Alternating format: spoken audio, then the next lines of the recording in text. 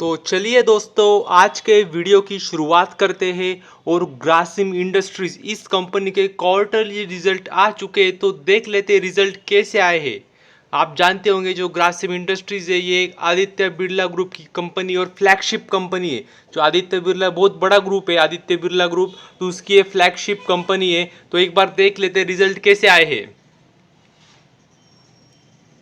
तो अगर हम टोटल इनकम की बात करें तो वो 7,500 है पिछले साल थे इसी क्वार्टर में। जो कि पिछले क्वार्टर में आए थे वो थे 6,350, और जो अभी आए हैं वो है 7,202। तो देख सकते हैं आप, ईयरली थोड़ी गिरावट है और क्वार्टरली तो जंप देखने को मिल रही है।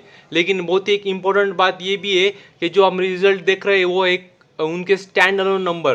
तो आप जानते होंगे जो ग्रासिम इंडस्ट्रीज है ये मतलब फ्लैगशिप कंपनी है और इसके अंडर काफ़ी सारे बिजनेसेस आते हैं। मतलब जो भी सारी कंपनियां है आदित्य बिरला ग्रुप की, वो सारी कंपनियां इसी ग्रुप के अंदर आती। तो हमें स्टैंड अलोन नहीं, हमें कंसोलिडेट रिजल्ट पढ़ने चाहिए। लेकिन एक बार मैं ये भी रिजल्ट दिखा देता हूँ, फिर उसके बाद जो इम्पोर्टेंट है सबसे ज़्यादा वो है कंसोलिडेट रिजल्ट। तो वो भी हम एक बार देख लेंगे, वही ज़्यादा मेन है।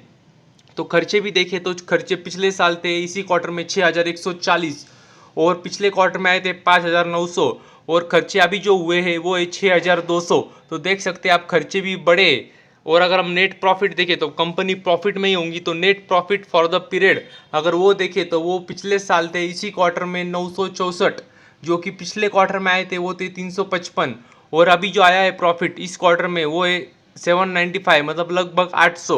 तो देख सकते हैं आप, ईयरली तो गिरावट है मगर क्वार्टरली अच्छी खासी ग्रोथ है। अगर ईपीएस भी देखेंगे तो ईपीएस में भी आपको वही देखने को मिलेगा जो पिछले साल था इसी क्वार्टर में, वो था 14.68। जो कि पिछले क्वार्टर में आया था वो था 5.41, और जो अभी आया है ईपीएस वो है 12.10। तो देख सकते हैं आप, ईयरली तो बड़ी जंप है और क्वार्टरली बड़ी जंप है, पर ईयरली देखें तो गिरावट है। लेकिन हमें यहाँ पे रुकना नहीं है, हमें मेन नंबर देखने हैं। तो एक बार देख लेते हैं, तो एक बार सेगमेंटेड रेवेन्यू भी देख लेते हैं। तो अगर इनका फाइबर और यान से देखें तो 3,900, 3,500 और 3,900, मतलब देखें तो फ्लैट आंकड़े देख सकते हैं आप फाइबर और यान में से। और अगर केमिकल भी देखें तो उससे भी देख सकते हैं थोड़ी गिरावट हुई है, ईयरली भी और क्वार्टरली भी। तो हम अभी मेन रिजल्ट देख लेते हैं एक बार। तो ये रहे मेन रिजल्ट, देख सकते हैं आप ऊपर लिखा उन्होंने कंसोलिडेटेड फाइनेंशियल रिजल्ट। तो ये बहुत ही मेन इंपॉर्टेंट है, क्योंकि इस पे क्योंकि उनकी फ्लैगशिप कंपनी, तो इसके अंदर उनके सारे जो भी धंधे चलते जो भी लिस्टेड है सब इसमें आ जाएगा। तो अगर हम टोटल इनकम की बात करें तो पिछले साल थी इसी क्वार्टर में 27,700, और जो पिछले क्वार्टर में थी वो थी 31,360, और जो इनकम अभी आई है वो है 30,500। तो देख सकते हैं आप, इनकम में अगर ईयरली देखें तो ग्रोथ है, अगर क्वार्टरली देखें तो स्लाइटली गिरावट हुई है। अगर हम खर्चे भी देख ले टोटल एक्सपेंसेस, तो पिछले साल थे इसी क्वार्टर में 25,300, जो कि पिछले क्वार्टर में आए थे वो थे 27,900, और जो खर्चे अभी हुए वो है 27,600। तो एक बार हम प्रॉफिट भी देख लेते हैं। तो अगर प्रॉफिट की बात करें तो अगर हम प्रॉफिट की बात करें तो प्रॉफिट बिफोर टैक्स, मतलब प्रॉफिट सब हो, जो नेट प्रॉफिट है सिर्फ टैक्स के पहले का जो प्रॉफिट है वो अगर देखें तो पिछले साल था इसी क्वार्टर में 2,356, और जो पिछले क्वार्टर में आया था वो था 3,437, और जो प्रॉफिट अभी आया है वो है 2,861। तो देख सकते हैं आप, ईयरली देखें तो उछाल है मगर क्वार्टरली देखें तो गिरावट देखने को मिल रही है। हमें वही देखने को मिलेगा, हमें नेट प्रॉफिट में भी वही देखने को मिल रहा है। क्या ईयरली देखें तो अच्छी खासी ग्रोथ है मगर क्वार्टरली देखें तो गिरावट है।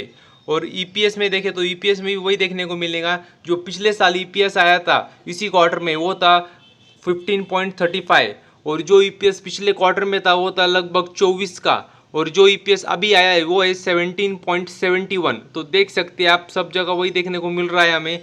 तो एक बार सेगमेंटेड रेवेन्यू भी देख लेते हैं कंपनी का। तो यदि सेगमेंटेड रेवेन्यू की बात करें तो फाइबर एंड यान से तो हमने पहले देख लिया था, उनसे हमें गिरावट देखने को मिल रही है। ये गिरावट कह सकते हैं, फ्लैट आंकड़े भी कह सकते हैं ईयरली, और क्वार्टरली तो थोड़ी ग्रोथ है।